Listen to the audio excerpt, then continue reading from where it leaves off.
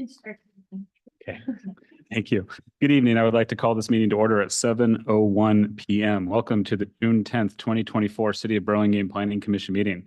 For all in attendance today, please note that this Planning Commission meeting is being held in person and using the Zoom webinar format. This meeting is also being streamed live on YouTube and will be uploaded to the city's website.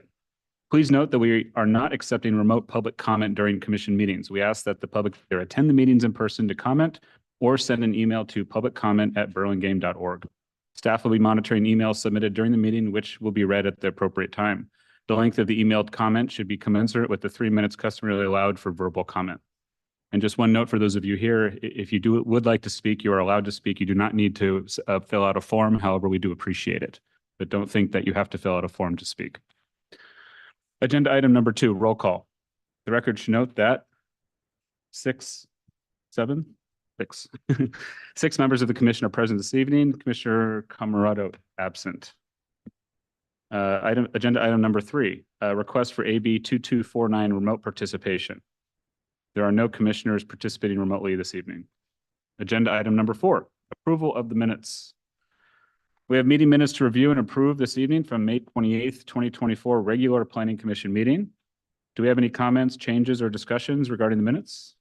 Just a comment, I watched the full 3 hours and 20 minutes on YouTube. So I can vote on this. I believe you. Thank you, Commissioner Horan. Any other comments or a motion? I move to approve the minutes of May 13th. Okay, you have a second? I'll second. All right, we have a motion by Commissioner Pfaff, seconded by Commissioner Schmidt. Sorry, just to correct the motion, is it to approve the minutes from May 28th, not May 13th? I'm sorry, May 28th. Oh, Okay, Good catch. no problem. Yeah, that's right. because we approved the minutes of May 13th. All right. Yeah, sorry. Do we have, can we do a roll call vote? Roll call vote, please. Commissioner Pfaff, Aye. Commissioner Schmid. Aye. Commissioner Shores. Aye. Commissioner Say, Aye. Vice Chair Haran, Aye. Chair Lowenthal. Aye. Motion passes 6-0-0-1. Agenda item number 5, approval of the agenda. Staff, are there any changes to the agenda? There are no changes from staff. Do we have any recusals?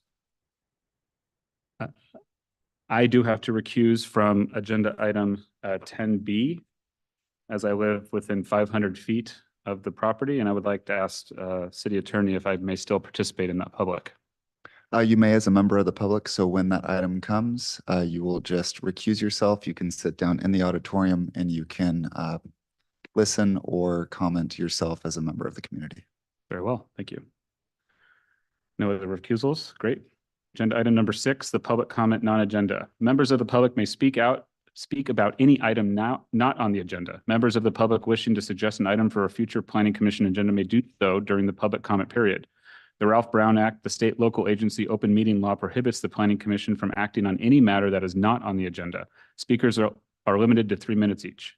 Do we have any members of the public attending in person who wish to speak on any item that is not on our agenda? Or did we receive any public comment emails? We received no public comment emails on non-agenda items. Okay, seeing none present either, we will move on to the next item. Agenda item number 7, study items. There are none tonight. Agenda item number 8, consent calendar. There are no consent calendar items for review tonight. Agenda item number 9, regular action items. Item 9A, adoption of resolution updating the guidelines for determining the level of review required for changes to approved design review projects. Can we hear the staff report, please? Yes, staff recommends that the Planning Commission adopt a resolution updating the guidelines for determining the level of review required for changes to approved design review projects. Guidelines for how to process changes to design review projects after project approval were originally established in 2008 and then updated by the Planning Commission in 2015. The guidelines identify items that may be handled administratively by staff or those that would require Planning Commission review. At your May 28th study session, you all reviewed the guidelines and suggested that certain items be added or modified to the guidelines, which are listed on page 2 of the staff report. The updated guidelines are now being brought back to the Commission for review and adoption as a resolution. There are, however, 2 items that staff would like your direction on that we didn't quite get to discuss at the study session. So first is the quality of vinyl clad windows and whether you would like staff to be able to approve that. And more specifically, we have vinyl clad wood windows and then just vinyl windows. That's item number 1.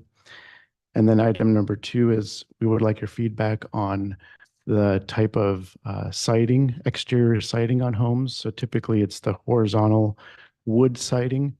And would you accept that staff be able to approve a change to like a fiber cement or a composition composition type siding, or would you like that being brought back to the Planning Commission?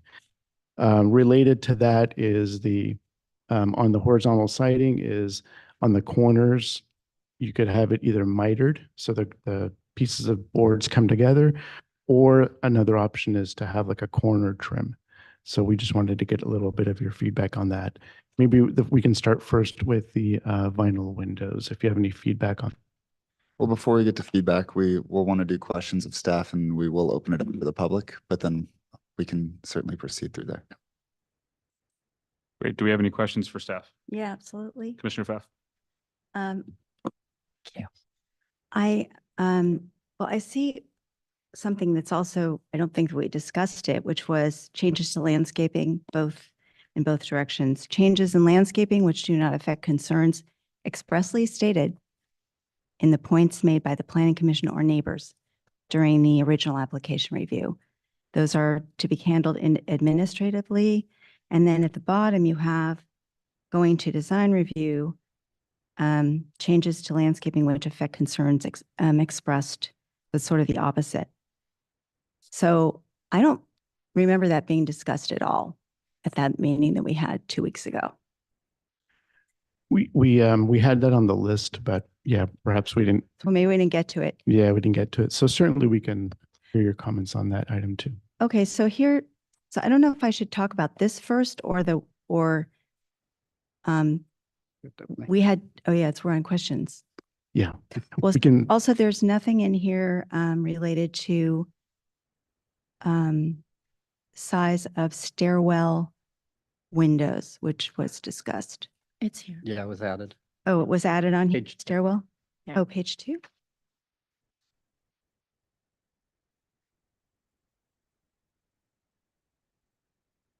Yeah, so in Exhibit A, Here's, let's see. I couldn't find it. To the staff report.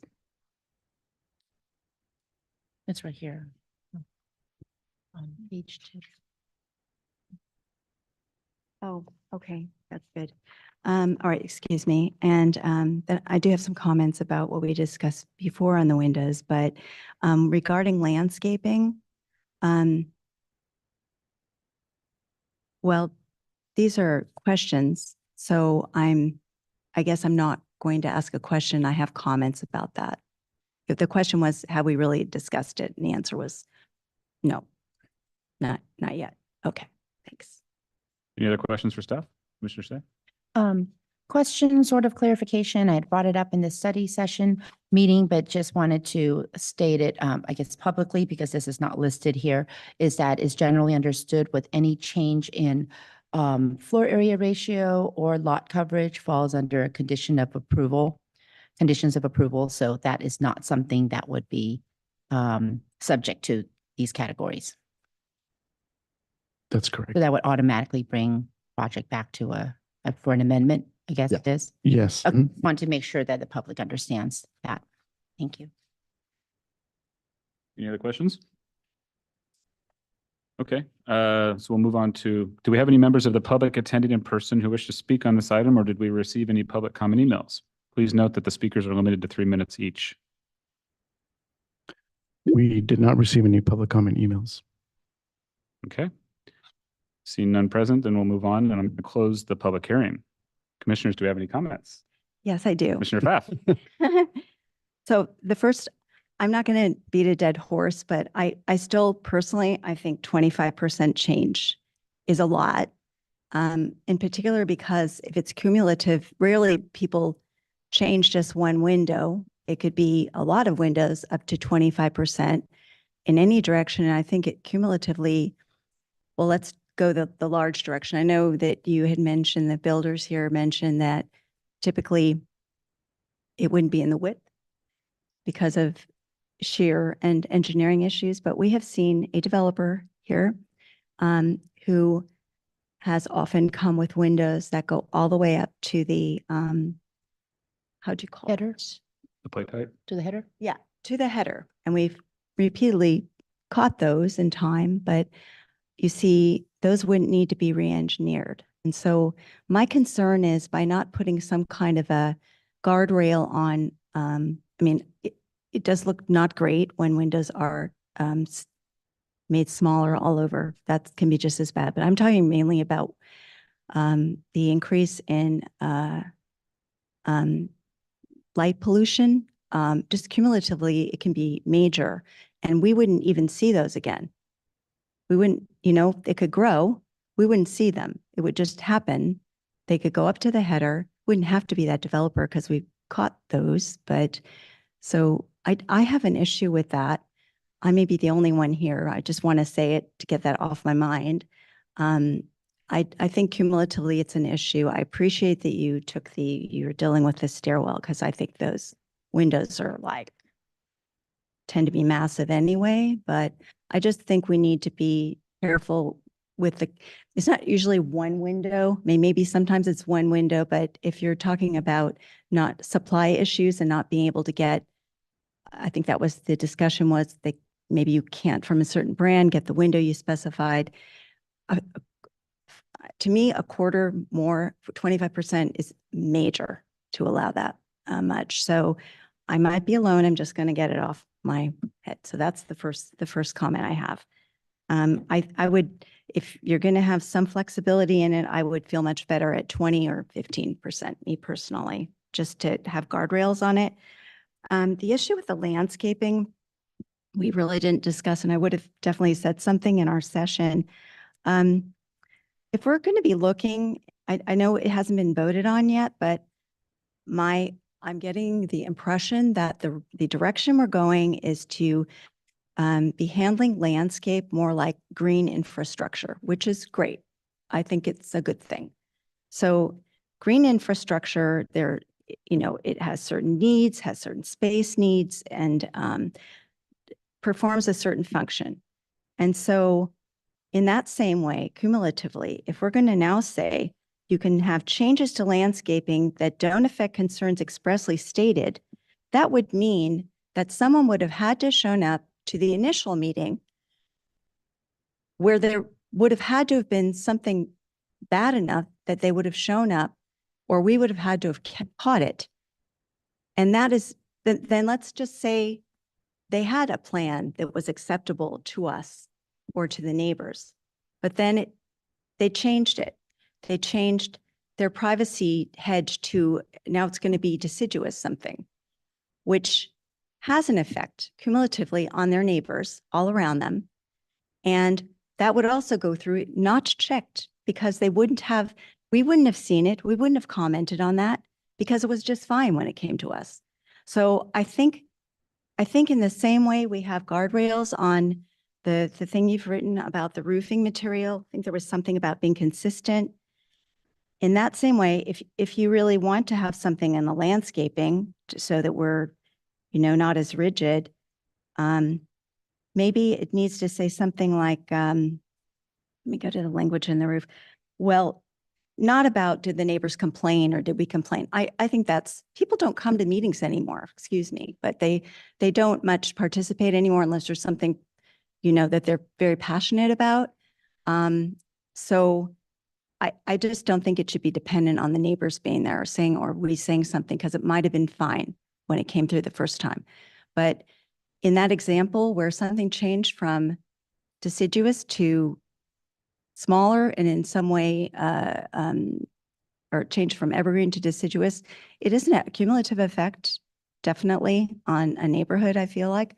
And so I'm trying to think of a way, not in the spirit of, that's not the right word, but consistent with, the staff could work on language that's more appropriate, but kind of saying if it was deciduous, yeah, you can change to a different deciduous hedge, but you can't change to an evergreen hedge. Let's just use that example, but you can't change to a deciduous hedge that all of a sudden changes the nature of the landscape completely, or a ground cover, or a different tree, or something that they put in originally deliberately, you hope, to kind of be in keeping with the placement of their home or whatever it was. And then later to say, well, actually, I like red flowers, or I like this one better than that. It's fine if it's consistent with what was first approved, but I don't like the way this is, me personally, I don't like the way it's written. I think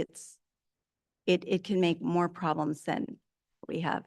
Looking forward to what we're trying to be holistic about how we plan structures together with landscape. So I just don't think this is a good item to have unless it has guardrails on it. In regards to your window comments, do you think it would be prudent to add changes in window location? Because that's not listed here. So if you have, say, a 3-foot by 3-foot window that's built, say, 3 foot off the ground, and then all of a sudden the person puts it up towards the top plate. Yeah. That wouldn't change the size of the window, but certainly what, to your point, an aesthetic difference. So But these are things that we're setting guardrails for staff. right, the window location. None of these things are automatic. I know, but then you're dependent on Staff is, No, well, I trust staff generally, but if it's not something that they're trained in or whatever, I mean, one plant's the same as another, or, I mean, I'm not trained in windows. I know I'm out of my league, but I know what light pollution is because I live around it. Mhm. So it does make a difference. So I don't know. It's just, those are my thoughts. I'm one person. Sure.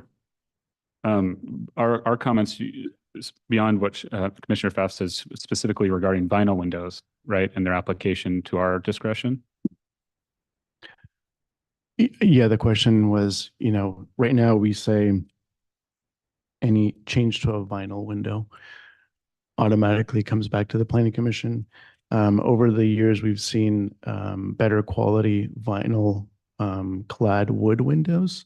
So just wanted to see if there was a distinction, or would you like to bring any vinyl windows or any vinyl clad wood windows back? I see, because we have had some approved that were vinyl wood. I see what you're saying. Okay, can I weigh in on that? please, Commissioner. I think that if it was approved as something else and it's coming back as an FYI and now it's downgrading to vinyl or a potential vinyl clad that staff is not already aware of that we have been approving regularly, I think it should come back. Because then there's a change in quality being proposed that I think is detrimental rather than just, an even swap.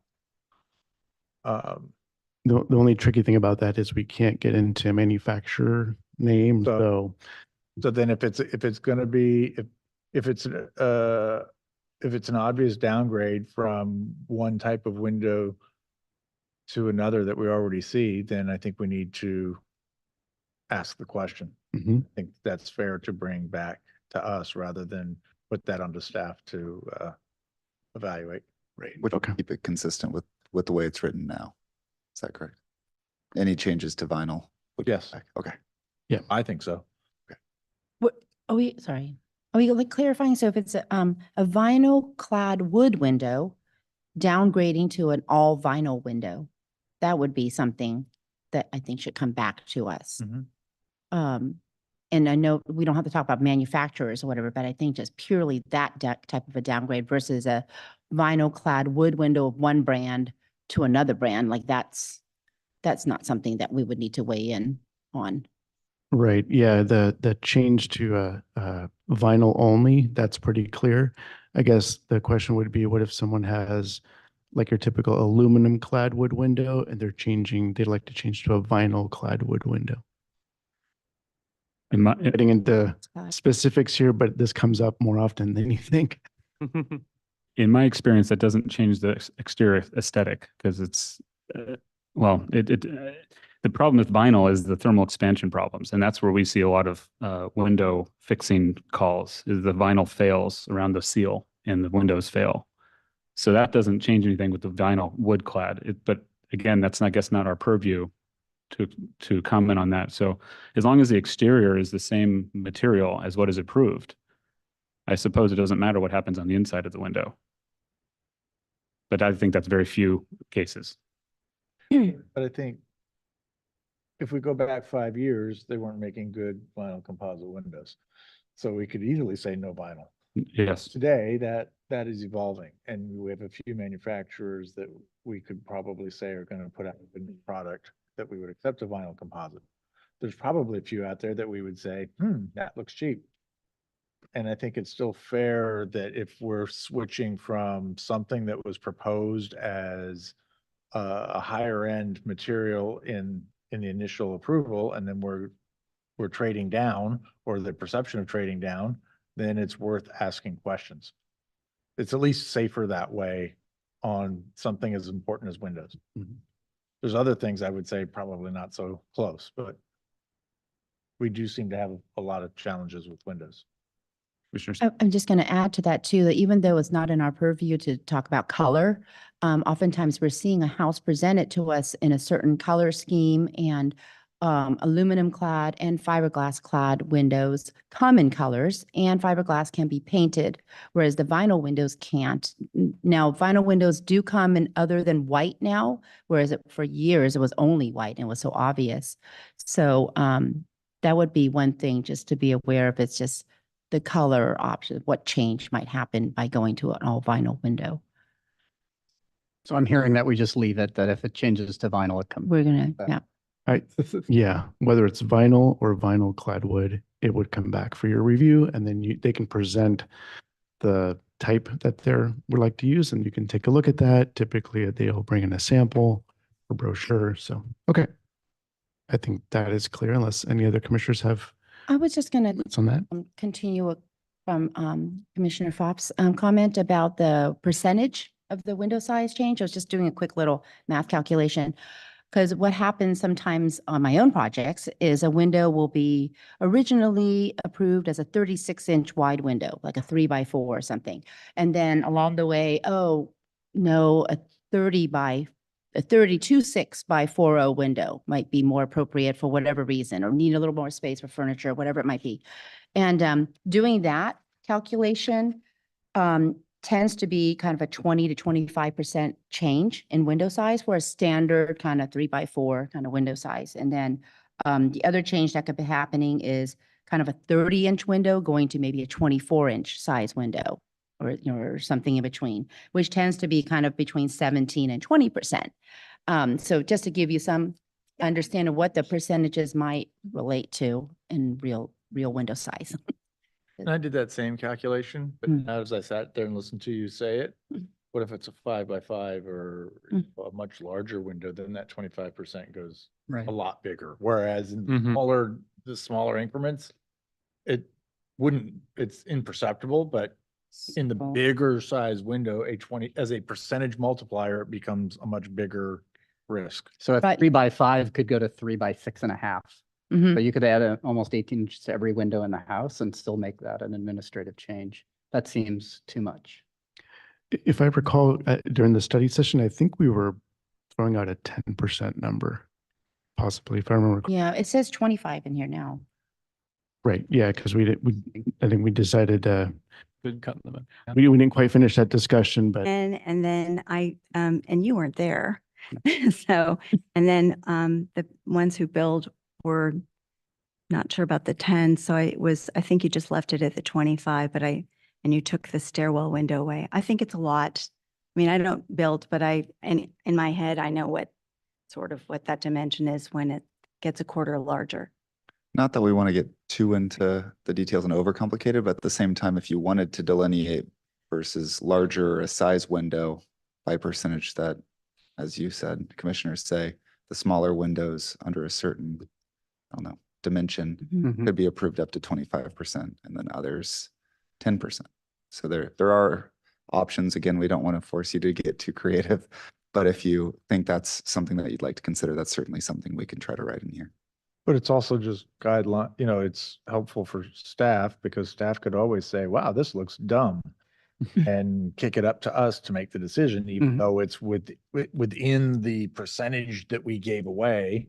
Doesn't mean that automatically it's going to get approved. It still gets reviewed and somebody says, looks dumb. And it gets reviewed. But somebody else may review it and say, oh, it doesn't look that dumb. True. Yeah. So I like guardrails on stuff, but I'll leave that to my builder people.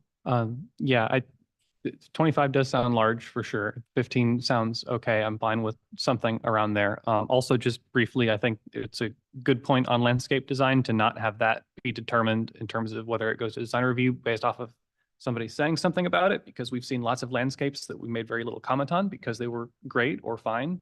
And so that means that lots of important things could change without any kind of review. So if there's a way to put in some language like a like for like change, like changing a deciduous for another deciduous, or another view block. Scale. Yeah. Yeah. And then also something about similar configurations, I think, like adding a giant flower bed to the middle. That sounds like a relatively drastic change. But I think that still leaves lots of like common sense things like, oh, we can't, find the specific plant in stock. A similar plant sounds fine as long as it does the same job. So if that's simple enough to put into language, that makes sense to me. Mhm. I agree with that. I think as a contractor, I come across quantity issues. You have 15 trees that need to be planted, but then you have this huge drainage that you also have to put in, and you can't put a tree on top of a drain or a big basin. And so there's nowhere to put these trees. So you have to go down to say 12. Now, should that come back to us for approval, or should the city have say over that? I don't think we should be saying, it can't be done. It's one of those things, right? Part of the building process. So I don't know if that changes. How is that actually done now? That exact example? we look to make sure that they meet the minimum requirements. And then we also go back through the meeting minutes to see if specific items were discussed. For example, if it was a suggestion that a tree be planted in the rear corner and they showed it and now they're not planting, then we would bring that back as a change.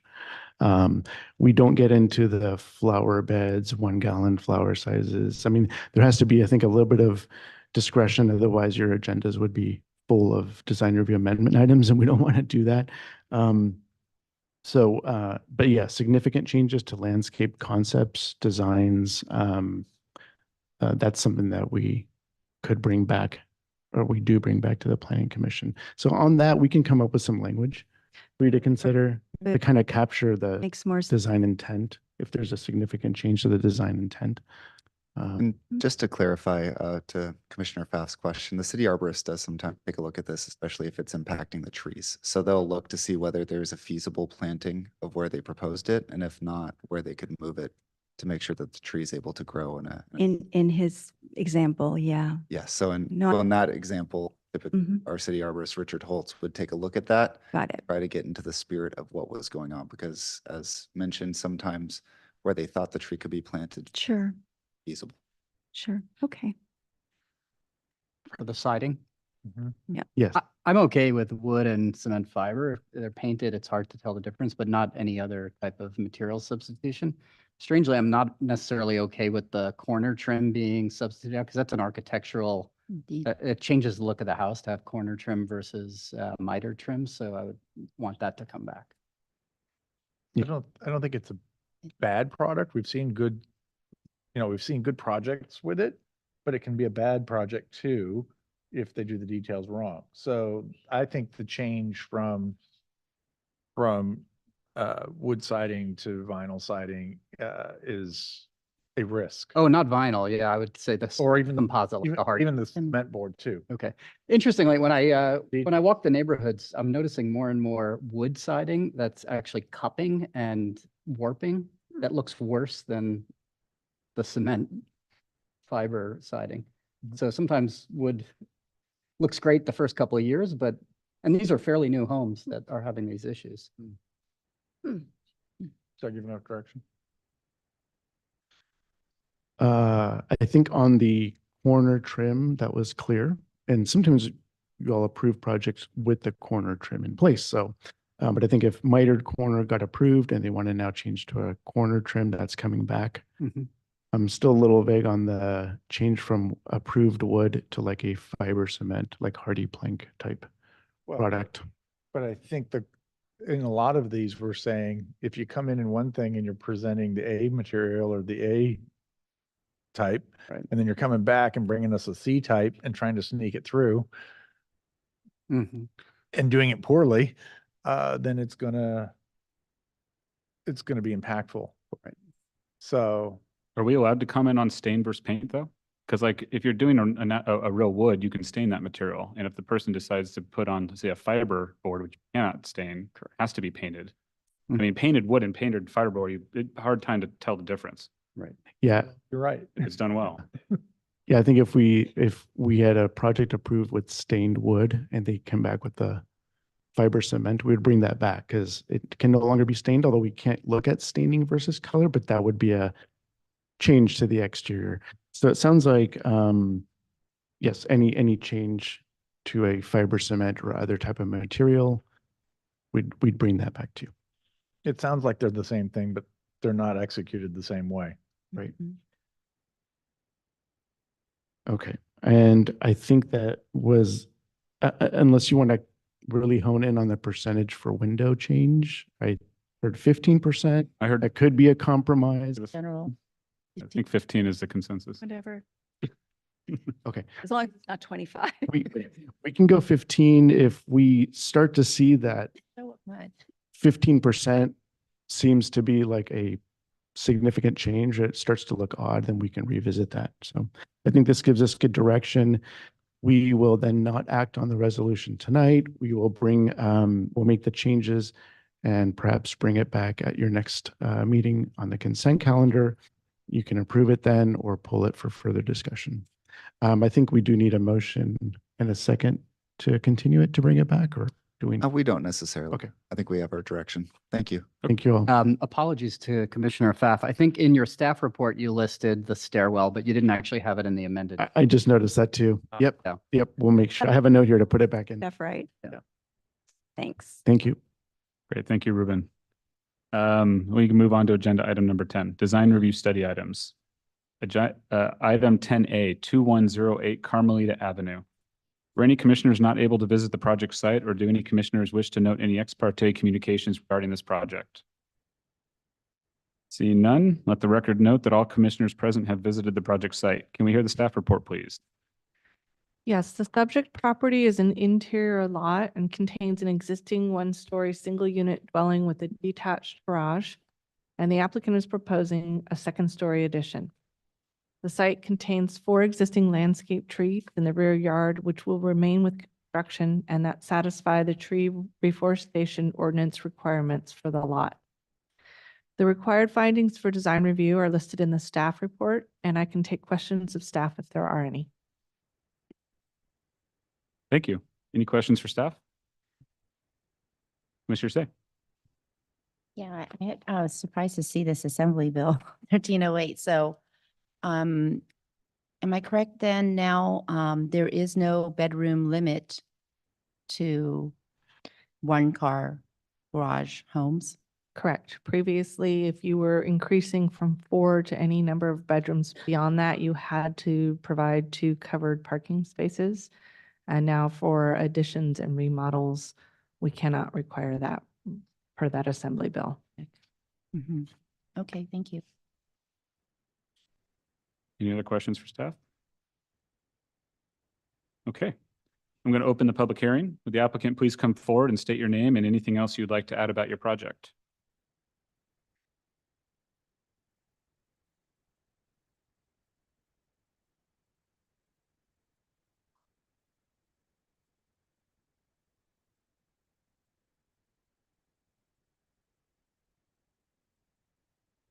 It appears the applicant is not in attendance here, nor is he on Zoom. But we're double checking that. Okay. Raise your hand.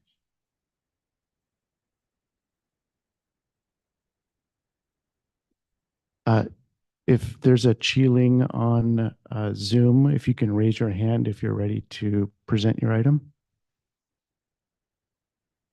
So it looks like we may be bringing him in. If you can just give us a second.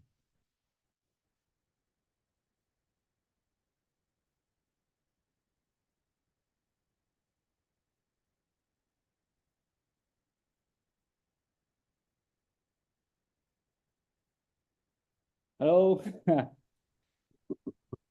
Hey, can you hear me? We can hear you. Okay, cool. Yeah, so sorry, it's my first time to use this. I don't know, I need to join as panelist. But yeah, I'm the property owner of 2108 Carmelita Avenue. Yeah, my name is Chi. So I started this project because my family was expanded like in the last 2 years. So the motivation is to enlarge the existing living space. So right now the existing property is already approaches the maximum limit of the lot coverage. So what I propose is second story additions over the existing main dwelling structures. The plan is to add a 3-bedroom and 2 bathrooms on the second story while maximizing the living area within the building requirement. So the overall design idea is basically takes advantage of the current architectural style and the general aesthetics of surrounding neighborhoods. The new addition structures lies roughly at the center of the lot, which minimize the impact of the surrounding homes. And also the number of the windows on both sides are also reduced to protect privacy of both the neighbors and homeowners. And the exterior of the proposed story is designed to be blending into the existing property characters and landscaping layout. We almost keep the same landscaping plan compared with the existing one, which tries to minimize the environmental impacts to other surroundings. And finally, we want to like create some minimalist and styles across the entire designs. Yeah, there are 2 things I want to know here. The first one is on the back side of the buildings, and we don't really do any like further decorations on the wall in order to achieve such minimalism look. The second thing is that the windows on the second floor is kind of a little bit different from the first floor because we are creating windows that is, you know, the width is larger than the length, so that the single hung windows may not be appropriate for that. That is why we just create some like a side-by-side sliding window styles across the second floor for most of them. Yeah, these are the 2 variations that I want to bring out, and I also open for any comments on that. Yeah, thank you. Thank you. Any questions for the applicant? Yeah, I have a question regarding your landscaping. Mm-hmm. So what you're saying is that you're leaving what is there. Mm-hmm. So, and no additions, or do you have, did you add anything or? No, so for most of the trees here, we just keep them all. Because we don't do any ground floor extension, so we don't really feel there's a need to just modify anything here. Yeah. So that's why, like, what I mean is like, I try to minimize the impact of the surrounding environments. Yeah. Okay, and, no, I think those were my questions. Thank you. Mhm. Any other questions for the applicant? Okay. Do we have any members of the public attending in person who wish to speak on this item, or did we receive any public comment emails? Please note that speakers are limited to 3 minutes each. We received no public comment emails. Okay. Then we will close the public hearing. Commissioners, do we have any comments?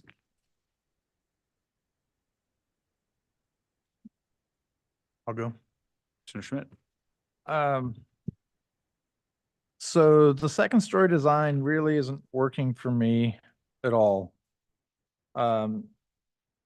It just looks like it was stacked on top of the first floor. It doesn't look like there was an attempt to turn it into one building, like the neighbor to the left, who recently redid their house. I think that the lack of consistency in the windows, although I understand keeping the existing windows and then having to do new windows on the top, but it doesn't help turn this into a good-looking project. So I actually think that's a detriment. And I don't think that the materials are, it's matching the existing, but the existing's not adding a ton of value to the neighborhood. A lot of the other houses in the area are quite nice, and it's just not doing it with this expansion. And we're getting like this elevation right here, just a large expansive wall. This is not what we would approve for any project. Then the question of trees, I agree. I don't know enough about the names of these trees that are on the site plan, but I don't know that I see 3 decent sized non-fruit trees that meet our criteria for landscaping. So I think that there's a lot of work to be done on this project, and I don't see being able to approve it. I agree, and, well, depending on what my fellow commissioners say, I think this would be a great candidate for, a design reviewer to look at. Sure say. Yeah, I agree with my fellow commissioners. I was just gonna, just note that, on the windows, I understand the requirement to try to meet egress, in the bedrooms. But it doesn't mean that a grid couldn't be added to the windows very simply to look more like the main floor. And, I too feel like the second story looks like a different house. It doesn't seem to go with, the main floor. One, element I feel like maybe should be addressed is even the roof style. Going from a nice big gable kind of defining element to the front of the house and then to hipped roofs, receding back and not really showing any prominence on that second story. I think that that's something that could be addressed. And I agree too on that, was that the rear? Yeah, that, the image we're looking, no, that's the front. This, rear side, almost looks like it wants to be a little apartment building or something. It needs some more detail. I don't know if it needs like a belly band or just better, architectural details and even thought on the deck. Just some improvements to enhance even use of the yard. So I'm not sure what I think on a design review consultant. Like, I don't know if it's something they work with enough information. So I'm interested to hear what others have to say. On a positive note, I like the massing of it. I like the way it's set back, but I agree with my fellow commissioners on, it doesn't look like a cohesive home. The windows, the hip roof, so I won't repeat, those points. Yeah, it needs work, so it depends on whether the architect wants to do it themselves and try again or go to a design review. Any other comments? I personally tend to agree with what my commissioner said. I think you know, the house is charming the way it is, and then you add this block on top and it becomes, as Commissioner Say says, very apartmentish. Unfortunately, the choice of materials is not helping. Flat stucco, flat T111 siding, not much. So I think design review, unless we just full on reject it, but I think design review or design consultant is probably the next best course. So we make that a motion, correct? You would make that a motion to send it to a design review consultant. I'll make a motion that we send it to design review consultant and bring it back as a study item, not as an action item. I agree with that. Second. Okay, motion by Commissioner Schmidt, seconded by Commissioner Pfaff. Any comments on the motion? We have a roll call vote, please. Commissioner Pfaff, Aye. Commissioner Schmid, Aye. Commissioner Shores, Aye. Commissioner Say, Aye. Vice Chair Haran, Aye. and Chair Lowenthal. Aye. The motion passes 6-0-0-1, and this action is not appealable. We're on to 10B, which I will recuse. Thanks, Sean. Okay, item 10B, 2750 and 2300 Adeline Drive. Let the record show Commissioner Lowenthal is recusing from item 10B. Were any commissioners not able to visit the project site, or do any commissioners wish to note any ex parte communications regarding this project? I did speak with Denise Severi while I was on the site. She's the Cole Mansion coordinator. Thanks. I attended one of the community outreaches, and I have also then been in communication with the applicant. Great. Let the record note that all commissioners present have visited the project site. Can we hear the staff report, please? Yes, the application is for an amendment to conditional use permit, commercial design review, hillside area construction permit, and variance for building height for a new single-story gym or athletic center and a new pool. Environmental review is required for this project, and based on initial analysis, the city has entered into a contract with Rincon and Consultants to prepare a memorandum justifying the use of the Class 14 exemption for this project.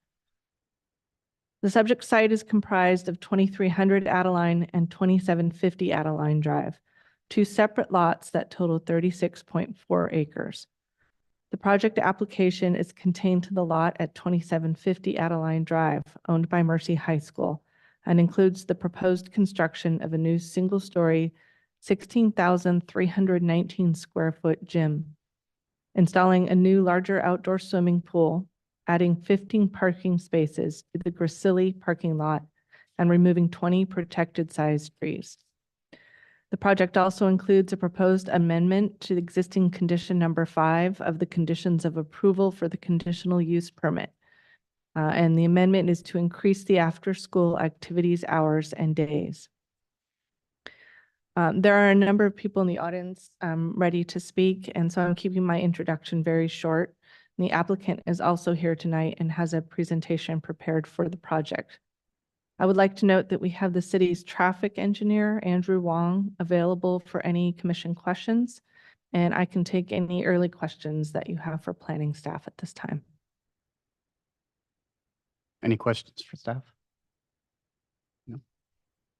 I'm going to open the public hearing. Would the applicant please come forward and state your name and anything else you'd like to add about your project?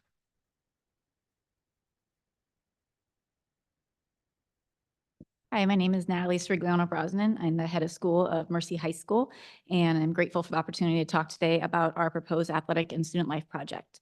Next slide, please. Before anything, we really want to state our desire to partner with the city and our neighbors. Transparency is incredibly important to us, as we've shared with our neighbors as well. We value the relationship we have with them. We have shared that there's no plan to try to increase enrollment for the high school. Our CUP, our conditional use permit, states that we can have up to 540 students. Mercy is currently on averaging about 400 students a year. And so there's no desire for Mercy High School to increase enrollment based on what the CUP says we can have. There's also no plan or desire to allow the Cole Mansion rentals to ever be able to access the new facility. Those would be two separate operations, and we find that very important to note. We also just want to state that we're not here to talk about any plans for the Sisters of Mercy property. We're not fully privy to that scope of their plans. We are their neighbors as the rest of the neighbors in the city. Next slide, please. Many people do not understand the relationship between the Sisters of Mercy and Mercy High School, so we find it very important to share that relationship with you. Mercy High School is a sponsored ministry of the Institute of the Sisters of Mercy of the Americas, and we are a member of Mercy Education. So we are a sponsored ministry. Though we both exist on about 36 acres of land, we have two very different lot lines. Mercy High School owns about 5 acres. The Sisters of Mercy own over 31 acres. Though we're two separate entities with two separate lot lines, we do currently share a CUP. After much work with Erica and the city, we've determined that we could proceed with our project without splitting the conditional use permit as it. Next slide, please. This shows the property line map between the two properties. Next slide, please. This is just a little bit bigger. So that inner circle, that little island, is Mercy High School, and that green area popping out, which is our current tennis courts, is the proposed location for the gym. So the gym would literally be going on top of this tennis courts, and we would remove the tennis courts. Currently, we don't use the tennis courts. You need to have 4 to be regulation. We only have 3, and so our students are already going off campus to use tennis courts every day. Next slide, please. So I just want to share a little bit about the need. Mercy High School is the only Catholic high school in the Archdiocese of San Francisco, San Jose, Oakland, and Santa Rosa without a gymnasium. Mercy High School's pool is not regulation.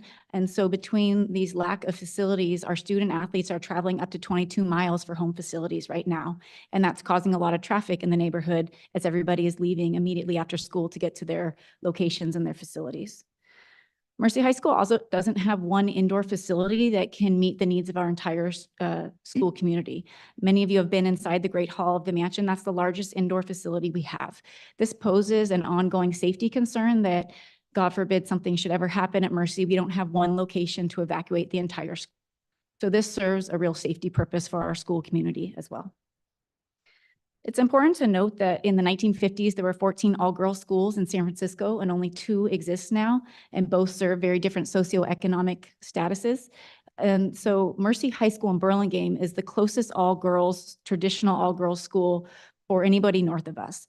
And that's important because all-girls education really matters for the landscape of our community, but also there's research that continues to affirm that an all-girls education provides young women with an advantage over those that go to co-ed schools. And so it's very important to us that we do everything we can to preserve the educational landscape and honor all girls education. So we are doing all we can to stay viable as an all-girls school. And we recognize that having a lack of facilities is negatively impacting our admissions and our school. Though we are strong, we would be able to be much stronger with equal facilities. And our hope is to offer equitable opportunities for all young women. Next slide, please. So our hope is to be able to build a student life and athletic center. And so this, if you're standing on the grass area in front of the mansion, looking at the mansion, this would be to the right. In informal conversations early on with neighbors, we recognized that the look of the project was very important. And so we did everything we could to mirror the beauty of the Cole Mansion and preserve the beauty that we know our neighbors love, especially when they're walking on our campus. Next slide, please. And then this is an image from the pool. So it shows the pool expansion and how you would walk right up to the side of the gym. The side of the gym is where our weight workout would be, athletic trainer and athletic director offices, and then it would open up into the gym. Next slide, please. And these are just the exterior elevations as well. Next slide, please. There have been different questions about how would this facility be used. So the gym would be used predominantly for volleyball and basketball season. Volleyball takes place between August and October. Basketball takes place between October and February.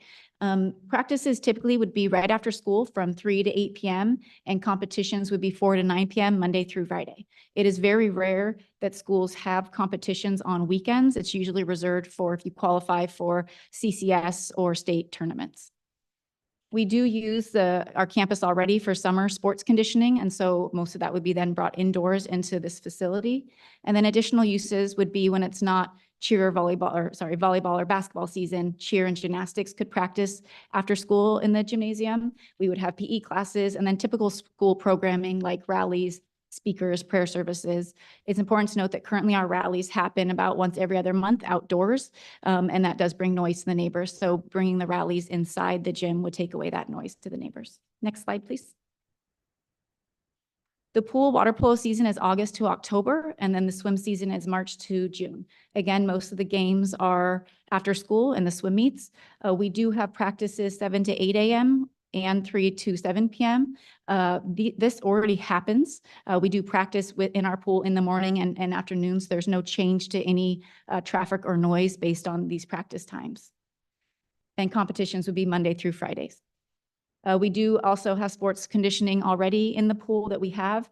And then again, we would have our PE classes and overall conditioning in the pool. Next slide, please.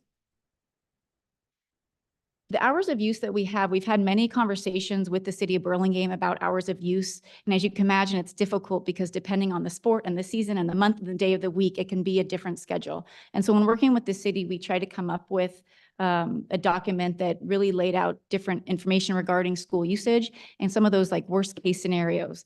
Worst case scenarios being we qualify for the state tournament that happens to be on a weekend. It starts at 7, the referee is running late, and then the game takes 2 hours. So we really looked at what would that worst case, because we want to be very transparent with the city and our neighbors of the absolute worst case.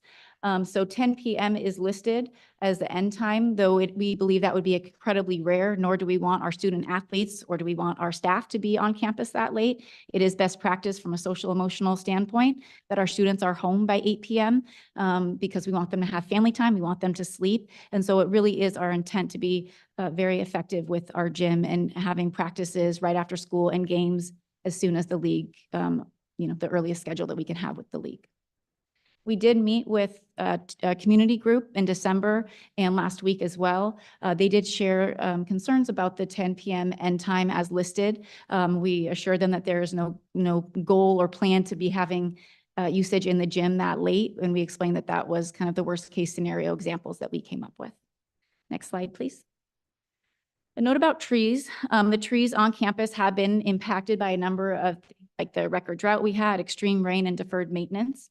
We have been working with the Sisters of Mercy on an overall campus plan for safety and preservation of the beauty of campus. The beauty of campus is something we love too. We want to preserve that. Our alma mater, we sing to the oak-clad acres. We want the oak trees there. We want to continue to plant the oak trees. And so we're working with 2 different arborist companies as an overall site plan. Next slide, please. This project would require 57 trees to be removed. Of those 57, 40 would be due to site improvements and 17 would be removed due to project footprints. Of those 40 that would be removed due to site improvements, 12 are on the Sisters of Mercy property that is right next to where the project is, and 28 is on our property. 20 of the 57 trees to be removed are protected trees, and 13 of those 20 are currently in poor health. The 2 charts show the summary of the trees based on tree condition. And speaking to an arborist, the trees that have received a condition of 0 or 1 will likely fall on their own. And then 2 is quite up there. So you can see a number of trees are not in great health right now that will be coming down. Of course, we would plan to replace all the trees that are coming down and then probably even more because if you've gone up the side, we've lost many, many trees due to the storms, and we would love to see privacy for the neighbors and for the high school by increasing the trees again. Next slide, please. Mercy has no plans to put in any high exterior lighting that would impact neighbors. We know the zoning and building codes require light containment on site, and we fully want to practice that. There will be no unshielded lighting that would be aimed towards neighbors' homes. There's no plan to have high lighting by the pool. And so it's really simply lighting to safely get to and from the building and the parking lot. So we don't foresee any issues with lighting. Next slide, please. Traffic is an ongoing concern. We know that continues to come up in conversations. Neighborhood safety is incredibly important to us. Prior to this project, we worked with Andrew Wrong in having a traffic committee to see what we could do from a traffic calming standpoint. After those meetings, we did add speed bumps and we increased shuttle pickup locations. The speed limit also changed on Alvarado to slow drivers down. Traffic studies have been completed to review the potential traffic impact of this project. There's no impact to peak morning traffic hours, and the project supports that less traffic during peak afternoon hours would occur because rather than leaving campus right at the end of the day, students would be staying on campus to stay for their practices and activities. Next slide, please. Based on our traffic study, this is some language that came out based on the existing trip generation. Currently, our conditional use permit says that we shouldn't have greater than 180 outbound trips, and we had 144 outbound trips. And so the observed number of trips indicates that the school currently generates fewer trips than is permitted by the conditional use permit. Also, the next slide, please. The traffic study also showed that in the morning, there was no noticeable queues forming around morning commute period and no congestion. The afternoon, there is approximately 10 minutes of afternoon commute traffic where the streets are blocked for 10 minutes. Next slide, please. Some traffic calming opportunities Mercy High School continues to explore is next year we will be allowing seniors an early senior dismissal privilege 1 to 2 times a week to see if that helps certain days of the week to get the students off campus before the end of the day. And then that would allow more cars to park as they wait for their children inside the school. We also are going to be looking at a new after-school pickup procedure by postponing freshman pickup time by 10 minutes so that there is, instead of the whole school kind of coming at once, we can remove about 100 students. And then this next year, we are going to really try to explore a study looking at how we can potentially create a block schedule that would allow first period to have 2 different start times, again, to try to just limit how many cars are coming at the same time in the mornings. Next slide, please. We know parking continues to be a concern that was brought up in our community meeting and just in informal conversations with neighbors. We feel very confident that we have adequate parking on campus to accommodate any programming. It is sad but very true that all girls athletics is not supported the way boys athletics are. And so sometimes, neighbors have concerns or any community member has a concern that we'll have 200, 300 people at games. I wish that was the case for girls athletics. It's not. And so we feel very confident that we have more than enough parking. The Cole Mansion parking in front is 123 parking spots, and Gracilli parking offers 39. Next slide, please. If you look at the data from our Cole Mansion rentals and the number of guests we have and the number of cars, you can see that even with very large events, we're often averaging less than 100 cars. So we have more than enough parking to accommodate the needs that would come as a result of having events on campus. Next slide, please. Mercy does put in about $110,000 a year into our operating budget for transportation. Years ago, when the CUP was rewritten, it did require us to have a shuttle program, and we've more than doubled that expansion. Our shuttle program consists of the City of Burlingame shuttle, so we pay for there to be a shuttle stop right on campus that picks up from the BART and Caltrains and brings them directly to Mercy before and after school. Additionally, we pay for our own shuttle program. So we have students being picked up from Redwood City, San Mateo, Daly City, South City, Serramonte, and San Francisco. And on average, there's about 40 students that take part in that shuttle program and about 5 to 10 that take part in the shuttle through the City of Burlingame. I will say after the pandemic, those numbers decreased. We're starting to see them increase again because families are comfortable again with their daughters being in shuttles. Next slide, please. Neighbors had asked about views from Adeline Drive. So this is an image of northbound. This includes trees that are there and the proposed trees that we would rebuild. Again, the privacy for our neighbors is incredibly important, and we really want to do everything we can so that they see the beauty and not the building. Next slide, please. And this is just the view from southbound. Next slide, please. Our timeline, it's important to note a true construction start date is totally dependent on our fundraising. The total cost of the project is $27 million. We have raised $20.6 million, so we will maintain our fiscal responsibility to our mission and our school. We will not begin building until we have at least 90% of our overall $27 million goal. Next slide, please. For the neighbors, our estimation of a timeline would be that after the hearing today, there would be a CEQA process, which we hopeful will be 3 to 6 months, and then another planning commission meeting with the anticipated construction in April of 25 to June of 26. And again, the reason for the large range is when that fundraising goal will be completed. Next slide, please. Again, we just want to acknowledge that we recognize a construction project on campus would bring an inconvenience to neighbors.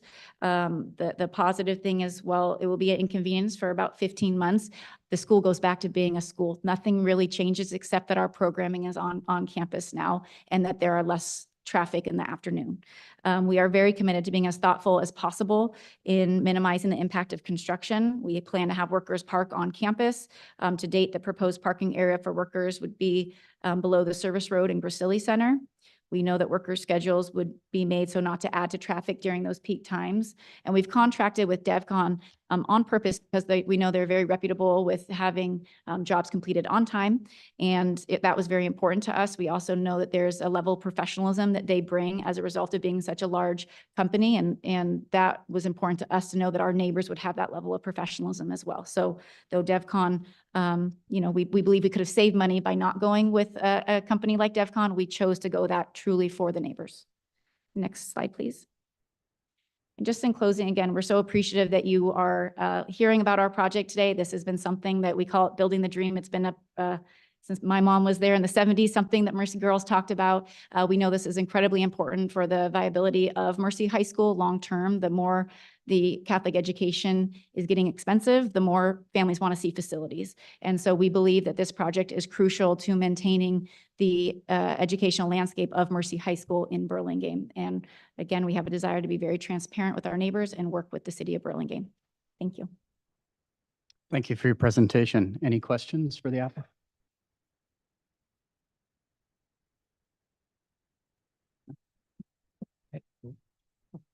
Oh, I had just a brief question. Were you aware of a previous like proposal idea at putting a gymnasium? You mentioned that it has been a dream for a while. Are you aware of one that happened in the early 80s that involved putting the gymnasium next to the tennis courts?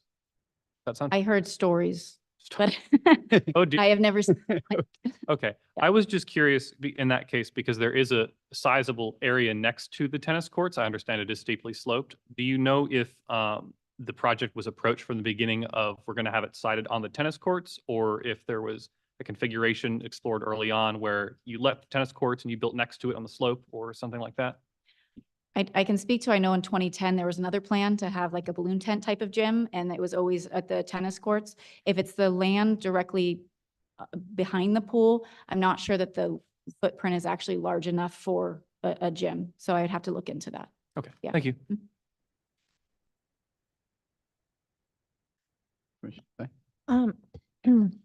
Is there any potential use of the swimming pool in the summer or other times of the year for youth recreation besides the use for high school?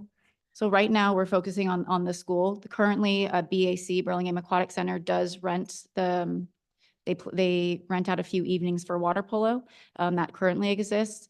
We want to work with the city and our neighbors to keep them happy with anything that might be happening. If the city came to us and was interested in that, we would be absolutely open to pursuing that and looking at that, but we want full transparency with our neighbors as well. And I know that some neighbors asked, would they be able to have access to it? And we would love to be able to find creative ways that we would be able to provide, that we would be able to provide our facilities to them.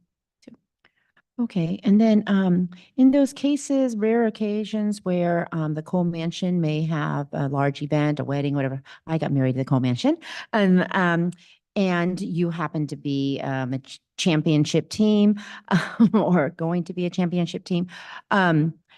Where would be some other sites that you would contemplate having your games or? We addressed this in one of our documents that we know if there is a Cole Mansion rental, that has to take priority. We can't just tell somebody, sorry, your wedding has to be postponed. And so in the rare circumstance that we had a really important game on the same day as a huge wedding, we would have to take a serious look of, can we accommodate parking? And while it would break our hearts if we couldn't, we would use a different gym that particular evening. While the Sisters of Mercy have a lot of parking, we don't ever want to assume that we would have access to their parking. But there would always be that desire to talk to the sisters to see if there was an opportunity. There's also been other ideas of could you bus or shuttle people in from another local site. But the reality is if there was a wedding for 300 and like a huge CCS game, that we might have to look at a different gym on that day because we want to honor the agreement with the city. And you must be using some of those facilities now for you. So Sarah High School is where we go for basketball, and CSM is where, no, sorry, Sarah's volleyball and CSM is for basketball. Okay, thank you. Just a quick question. I don't know anything about basketball. Wondering, is there, in this construction, as far as you know, is there some kind of, not soundproofing, but a muffle, something to keep it down from the neighborhood, the bouncing the balls? Sorry, I'm looking at our architect. So I'm assuming the answer is yes. So it's actually when you walk in, there's like one room that you walk into, and then you walk into the gym. So right there's a second layer. Hello.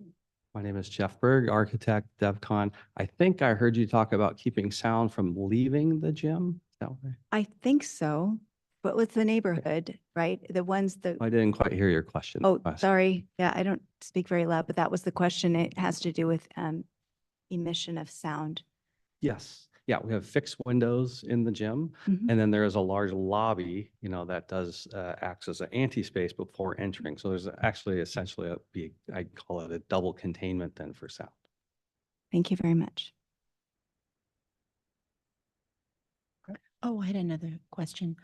So there are the yellow zones, one on Alvarado, one on Hillside, that I think allow some of the students to walk to a loading zone to be picked up.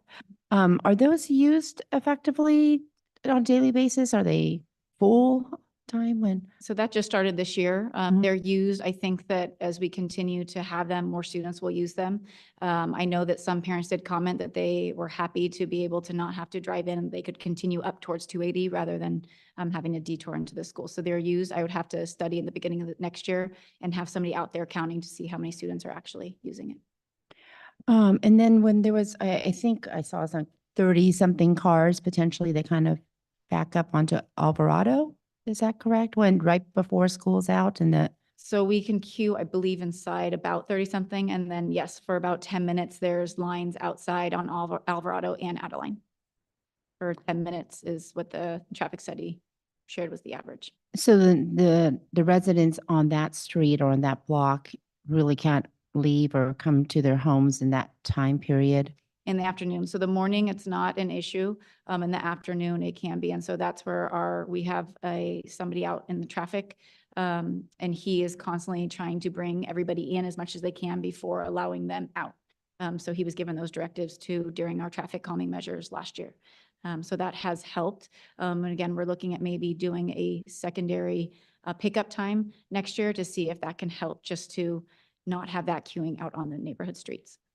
Have you considered using, because I think you have 2 traffic guards or traffic controllers? Right now. One, oh, okay, I thought I saw there was potentially a second one, but have you tried keeping the cars in motion? Just like keep moving, keep going around the block, just so that the street is just free for movement? We have never tried that. I can certainly talk to, I'd be interested to talk to Andrew Wong on that to see if that could potentially help. The streets are so narrow, and we do have neighbors on Alvarado that park on both sides, which makes it a bit of a maze when you are driving through. And that did come up in our community meeting. Is there a potential of having parking on one side of the street? And so that was something I reached out today to see, how do we explore other opportunities? I found working with Andrew to be a very pleasant experience. So, I would welcome bringing all of our comments to him to see if there's additional pieces that we could look at for traffic calming. Okay, and you don't have the same type of queuing happening on Adeline? We have queuing happening on Adeline, but because it's a wider street, I don't think it's disrupting the neighbors. And that would be on the east side of Alvarado. Does it necessarily go up the hill? Doesn't. On the west side? Fine. Okay, thank you. Thank you. Thank you. I think we do have members of the public attending in person who wish to speak on this item. We might have also received public comment emails. Just as a reminder, the scope of this design review, item 10B, is limited to the Mercy High School gym and pool application, and speakers are limited to strictly 3 minutes each. We had 4 speaker requests submitted in advance. Christina Hubelt.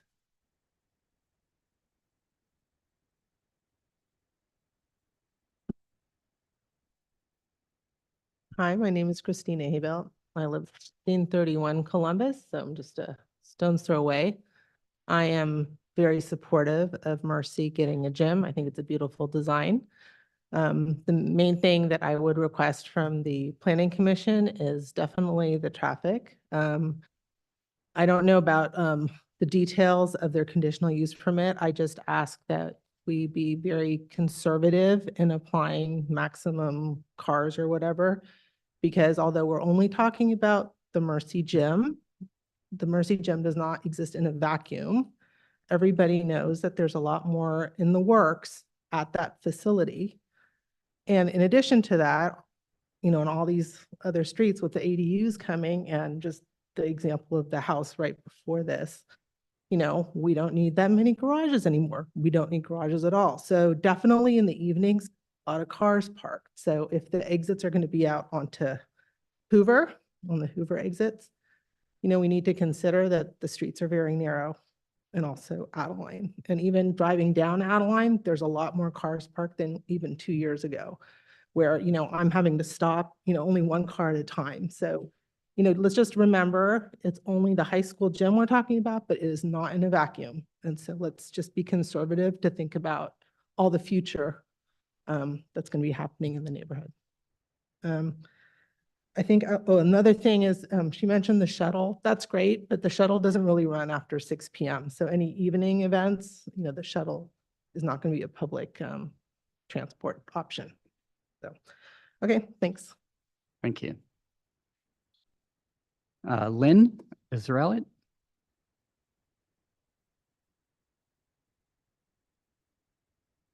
Good evening. I'm Lynn Israelit. I live also on Columbus, so right below the Sisters of Mercy property. And we are supportive of this project. We feel like the school has gone out of their way to communicate with us, be very transparent with us, and work with us to allay our anxieties and fears. I think they've really bent over backwards to try and take the neighborhood into consideration when they were coming up with their plans. However, I do have three issues that I feel are very important that I'd like to have you as a commission address. One is that currently the CUP will be modified to have an end time at 10 p.m. Now, I do believe, Natalie, and the school that it's very unlikely that events will go that late, and they were asked to envision a worst case scenario from the city when coming up with this proposal. The problem is, if Sunday through Saturday, there really are events that go until 10 p.m. in a very dense neighborhood with very narrow streets. This high school is not on Carol Ann or Murchison or Ralston like Notre Dame of Belmont. This is in a very quiet neighborhood. And so I would ask that you would change that to be reflective of what's actually going to happen. Most of their games are going to be over by 8:30, and we would be happy to have exceptions for special events, CCS, championship games, Christmas at Cole, back to school night, or open house. But I am very leery of having a blank check for 10 p.m. when this administration and head of school may move on. There may be other administrations who see this as a legal document that says they can do whatever until 10 p.m.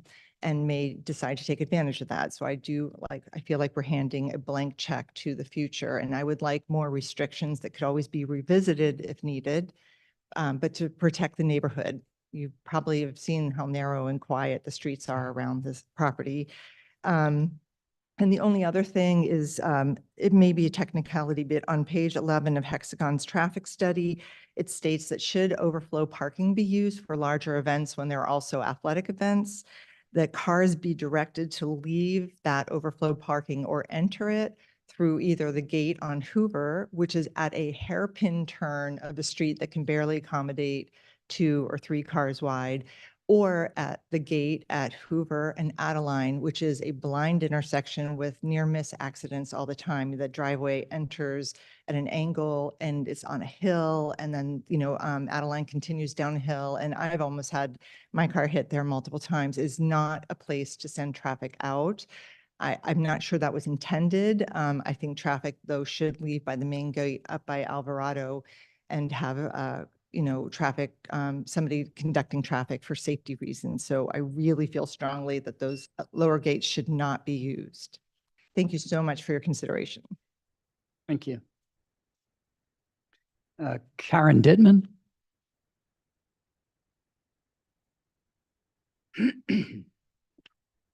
Hello, my name is Karen Dittman and I live on the corner of Adeline and Columbus. So I live where 100 cars are going to go through my intersection twice a day, right? Pretty much I agree with everything Lynn had to say about concerns for the traffic. I am glad Mercy is going to have better quality buildings and sports complexes. I would like you, as the speaker said, is to keep this in context. Over the years, Mercy has increased their enrollment, right? And they'll say, oh, it's only 4%, but then the next year it's only 5%. Oh, it's only 2%. But you know, it's, as Commissioner Pfaff said, it's cumulative, and it is very cumulative to our neighborhood. And we're the ones that are dealing with it. So I'd like to see not just more conservative ending times. I'd like to see some numbers on how many events you can have late and what the consequences are if you run over, because we talk about it and then we say, oh, you're not going to do that again. And they say, no, we're not going to do that again, but we need consequences also. So thank you. Thank you. And Joe Neswick.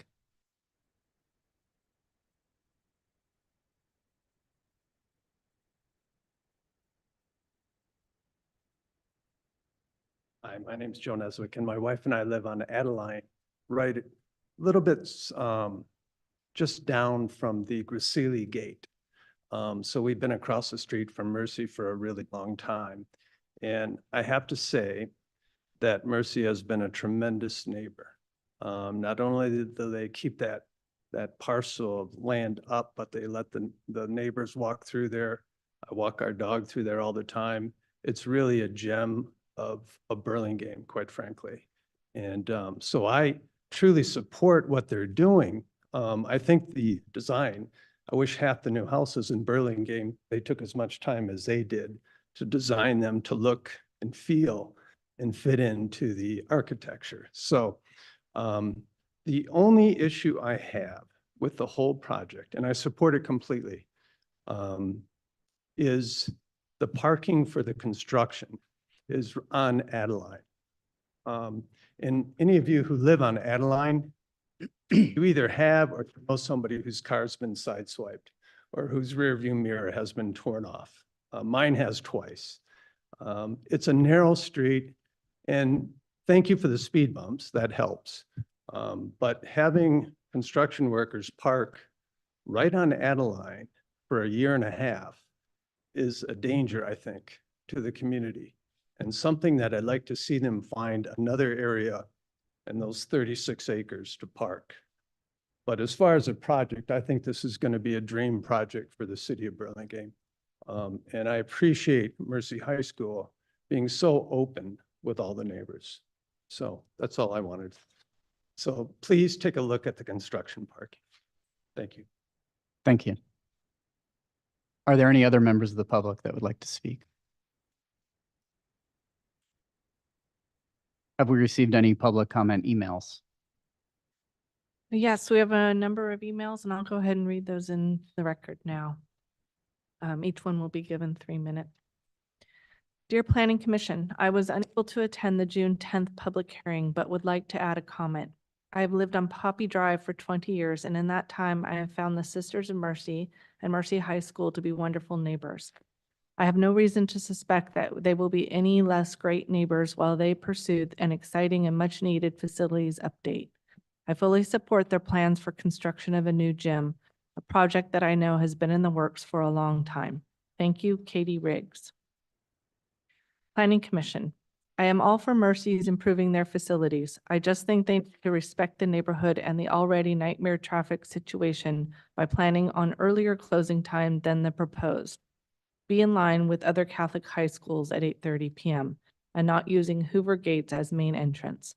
This access and traffic is bad already. Be reasonable and everything will work out fine. Regards, David Green. Dear Planning Commission, we are 37-year residents of Burlingame and will continue to make it our home. We have interest in the beauty and well-being of our community and its future. We live in the neighborhood near Mercy High School. Our children attended Morning Glory Montessori, and we have donated to the care and maintenance of the Labyrinth, attended offerings at Mercy Center, and music at Cole Mansion. Regarding the Mercy High School gym, pool, and student center project, we advocate for the following. Number one, set a curfew cutoff of 8:30 p.m. for weeknight activities. This matches up with current Catholic high school schedules in Mercy's league. We need to keep in mind the residential neighborhood where Mercy is located. A 10 p.m. curfew is too late. Number two, on special occasions, an exception can be made to the 8:30 p.m. curfew to 9 p.m. for specific and limited dates, such as Christmas at Cole, open house, back to school, and championship games. The exception is not to become the norm. Number three, the conditional use permit needs to limit the number of cars attending events on the property not to exceed 75, which is in line with the current proposal. More cars is not better. Managing traffic, road congestion, and ensuring safety is essential to an ongoing cooperative relationship between the high school and neighborhood. May the city take this seriously and consider this reality. On a Sunday evening at 6 p.m., 108 cars were parked on neighborhood streets near and around Mercy High School. The streets were quiet and only one youth spotted riding his bike. These cars are parked on yield streets, thoroughfares around Mercy. From living in the neighborhood, we are aware that on weekdays there is more traffic and pedestrians. Neighbors are going to and from work, the commuter shuttle, dog walkers, construction and service vehicles, children and caregivers going to and from Lincoln, BIS, Franklin on foot, bike, or car. Adding 75 more cars going to and from Mercy is significant and adds to congestion, more yielding, and need for heightened pedestrian safety in the neighborhood. Number four, specify the approved entrance and exit for cars to be at the upper gates of Adeline and Alvarado. The lower entrances on Adeline at Hoover Columbus and Hoover Columbus Marion Oaks are not suitable for handling a volume of traffic. Number five, preserve the wooded nature of the property and protect the old majestic trees. If trees are failing and need to be replaced with the same species that will provide stature and canopy on the property. Replace trees in equal numbers or more than the number lost. Thank you for your consideration, Sharon and John Coleman. Commission, as a nearby resident of Mercy campus, I support this reasonable improvement of facilities. We are vigilant and active neighbors who value the high school, but strongly oppose any entity that would attempt to monetize the property with development out of the character of our R1 residential community. Robert Smith. Commission, number one, require additional on-site parking. We believe that increased traffic and numerous events at the new student center will create a larger parking problem for the residents in close proximity to Mercy, as we have already had students and drop-off and pick-up parking on Benito Avenue near our home. The busy activities schedule plus existing ongoing activities on the Mercy High School Sisters of Mercy property show the need for additional on-site parking. Number two, emergency access only for Poppy and Adeline Drive. Figure 5 of the project parking plan. This access point is identified as pedestrian and automotive general access easement in Figure 5. Design the road to prohibit pedestrian access, vehicular access, and turnaround. It's too tempting for visitors and students to park on neighborhood streets like Adeline, Poppy, and Benito and walk to the gym. Number 3, provide a drainage plan that addresses stormwater impacts to Benito Avenue, Hale Drive, where stormwater runoff is severe. Number 4, provide a lighting plan. Show the type and location of all lights, including floodlights, wall mount, and decorative poles. Number 5, maximum capacity for the new student center.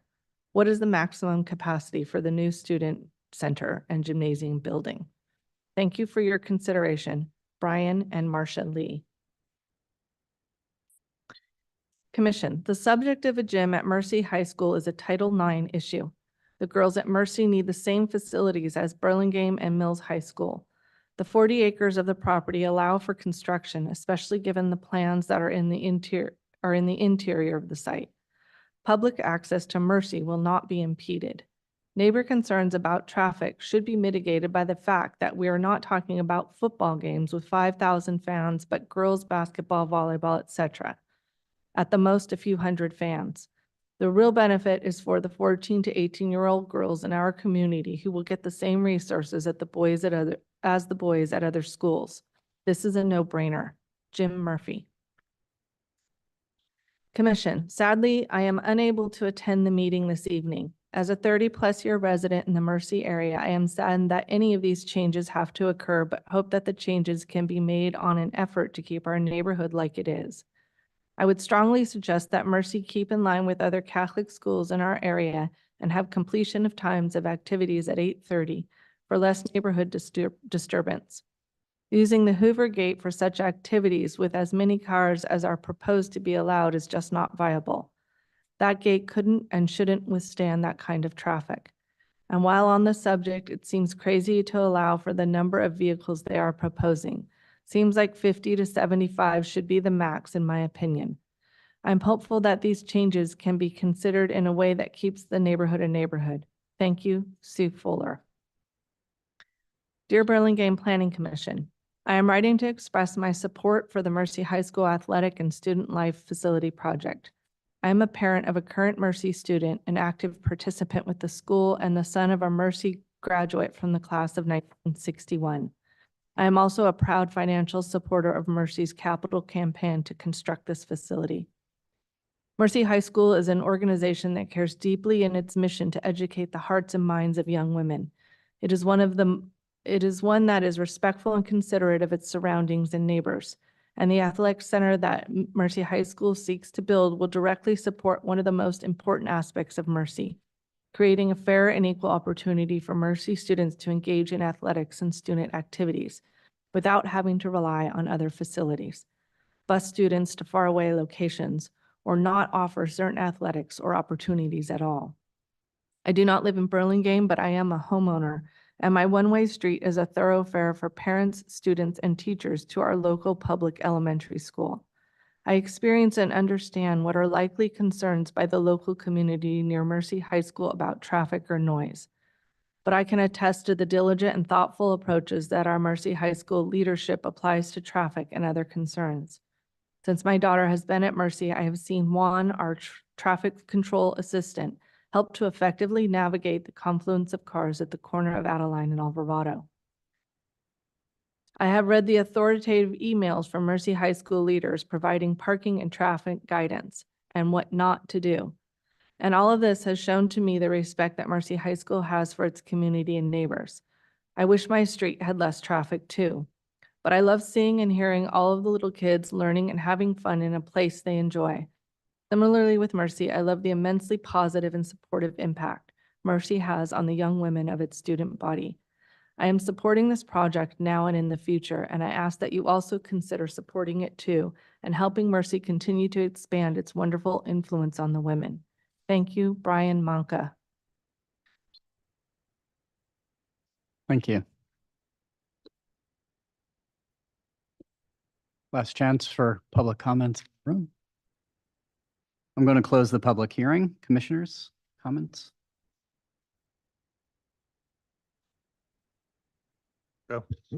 I like the project. I think it fits well with the Cole and the property as a whole.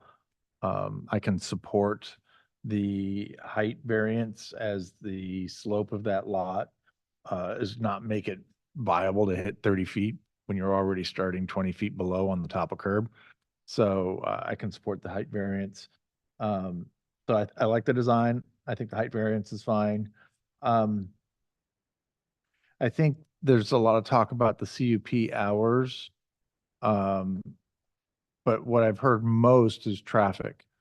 And although the CUP hours might be longer than people would like, I don't know that that negatively impacts traffic going up and down Adeline.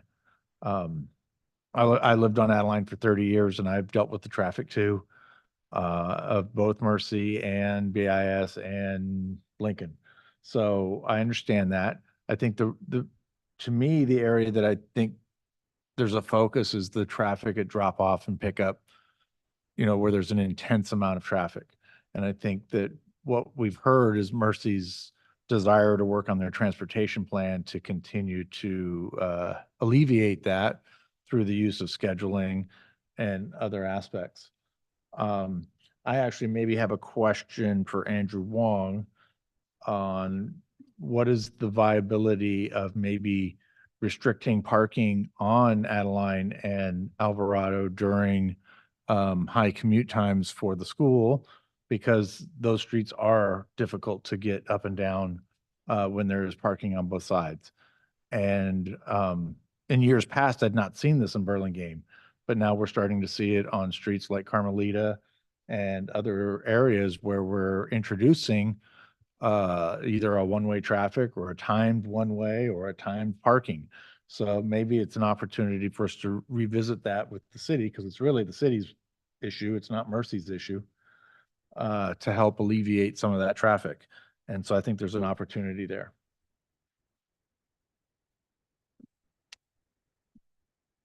Yeah, I have, I'm kind of at a loss because I'm not that familiar with after school activities, sports and such. Like, I don't know when, for example, Burlingame High School or any of these others, public schools end their events. Anyone know? Anyway, Tennish, are they Tennish? I feel like there's a compromise in here, honestly. I mean, I agree, why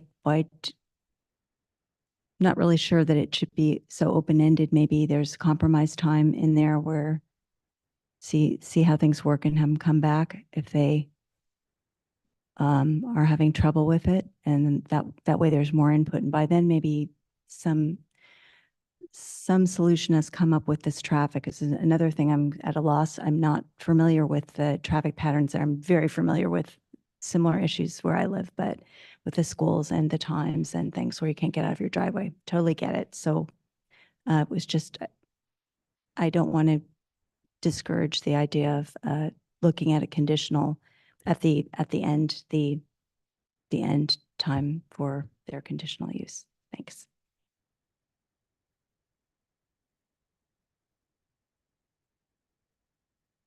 Commissioner Shores, Commissioner Say. I just lost my thought. It's okay. Give me a I can go real quick. So in terms of the design of the building, I have no complaints. I think it's a textbook compatible building next to a very distinctive historic building, even though this proposed building isn't on a historic site, so it's required. They took lots of precautions.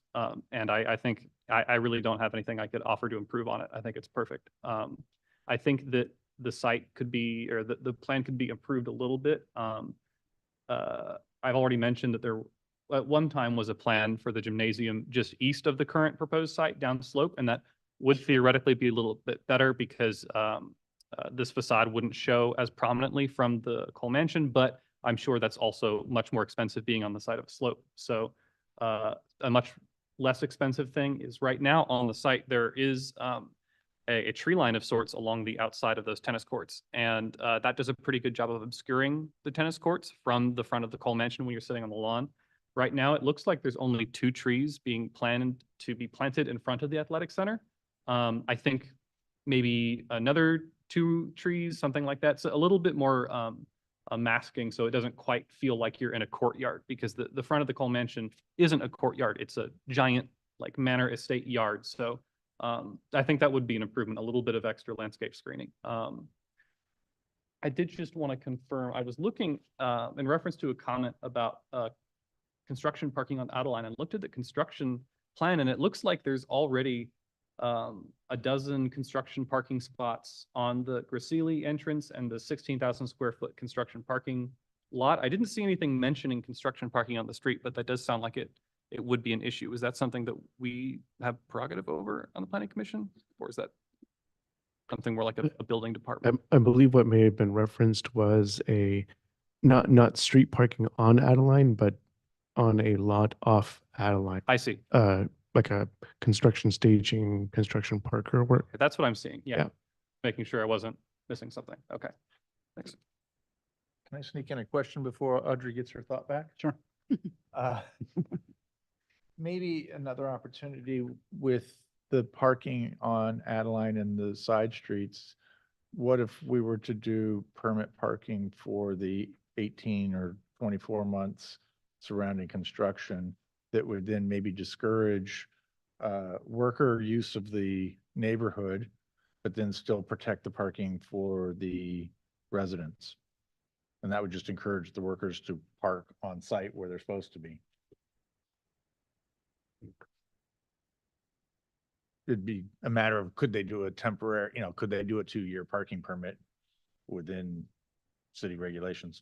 Certainly something we could explore. I think going through the traffic plan and the conditions of approval, we can try to see which ways we could go to ensure that traffic for the construction crew is limited. I mean, we can't just throw up our hands. So therefore, any kind of creative opportunities in which we can manipulate the process is going to help. Through the chair, this is also something we could address to the applicant. I'm sure DevCon has dealt with this before with other projects, and they can tell us what they do to ensure that that doesn't happen. Yeah, yeah, that's kind of together. Yeah, I wanted to, first of all, thank you for the very nice presentation and all the thorough conversations that Mercy High School is having with the neighborhood and community members. I like hearing that the community members are saying that they liked to have you as a neighbor and continue to, and it seems like overall there's a lot of support for the project. I too, think the design is great, and it's aligned with the mansion, and I can definitely see approval for the commercial design review aspect, as well as the hillside area construction permit, and even for the variance on the building height for this structure. And likewise, also hear a lot of conversation or concern about traffic, which partly kind of under our discussion here with I think with the CUP, and partly kind of more with our traffic. I'm sorry, who's our person representing our Andrew? Sorry, Andrew. It seems that I don't know if there's a possibility that we look at that conditional use permit. Reading the notes on the dates that really the 10 p.m. Timeline is needed is for those home games potentially, and maybe practice seems like it ends generally around 9 or by 9 p.m. But there is those home matches that the CUP is being proposed to potentially address in case of a game getting started late or whatever it might be. So I don't know if the conditional use permit could be written in a manner to accommodate the home game dates for the school year. That obviously would change from year to year, but adding them up, I think it's 15 days out of the year that really we're looking at the 10 p.m. CUP timeline. So I don't know if that's even something that can be done, or we could like write it that way. It's certainly legal to do. I mean, we'd have to come up with a number and an exception of process that they could go through, but it's certainly something that could be done. Okay, because I'm not really sure if the neighborhood's worried so much about the 10 p.m. or more about traffic, but I think rather than a blanket Monday to Friday every day until 10 p.m. that could be pretty extensive if they're allowed to have that, even if they don't want to. Maybe we can look at limiting the CUP to certain dates. And I think it would be great to continue to be creative and think about how to move traffic through that Alvarado in particular. I think it'd be really hard on the residents on that street to not be able to park on that street certain times of the day, morning and afternoons. But if we can keep traffic moving, at least people can get out of their driveways and get on with their business and not have to wait beyond that 15-minute time frame every day. I mean, our first home was on Truesdale, and I never noticed that there was all this traffic around Franklin Elementary because it's 2 lanes on both sides of the street. So traffic was always moving, and it never affected us. But I can see how difficult it can be for those residents on Alvarado. And just so if we can keep things moving, not have people just park there, and find a way to make that happen, I think that could be very helpful. I too also saw that there is parking for construction on the property. So I think that that's going to be very helpful. And I think that is a good idea about maybe a limited time permit to kind of allow residents only to park on Adeline during construction hours, as we see often in cities like San Francisco, to, again, appease everybody, make sure that residents are happy and have their parking. And because we all know, even with a single home under construction, how many trucks and cars can be parked in front of a house. So anyway, long-winded way of saying that I'm in support of the project and all the conditions per the staff report, and just was thinking maybe there's some creative way to write the conditional use permit. Yeah, not to be repetitive, I'm supporting the project as well. It was interesting with the public comments. I tallied 10 in favor, 1 not in favor, but everyone in favor had a little bit of a but.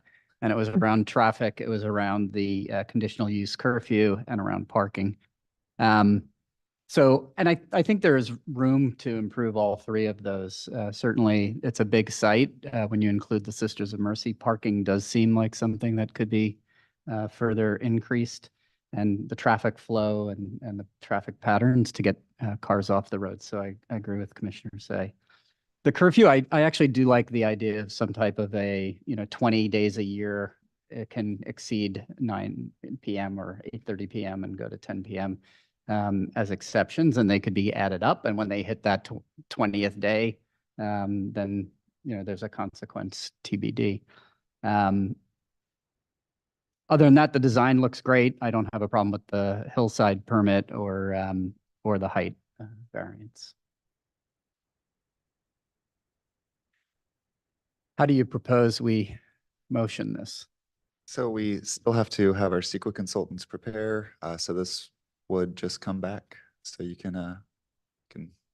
Yeah, there's really no motion or second or action needed, because this will come back to regular action when it's ready. Okay. So we thank all the neighbors for coming out tonight. We thank the applicant also for their presentation and also holding the recent meeting they had with the neighbors. And I mean, this sounds like a pretty collaborative project. So we look forward to continuing processing the application. Fantastic. Thank you. Thank you.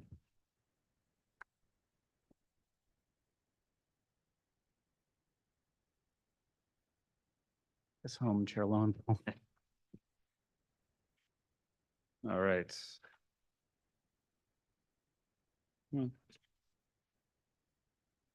Notes here. All right. Thank you, Acting Chair Horan. We are on commissioner reports. Agenda item number 11. Are there any commissioner reports?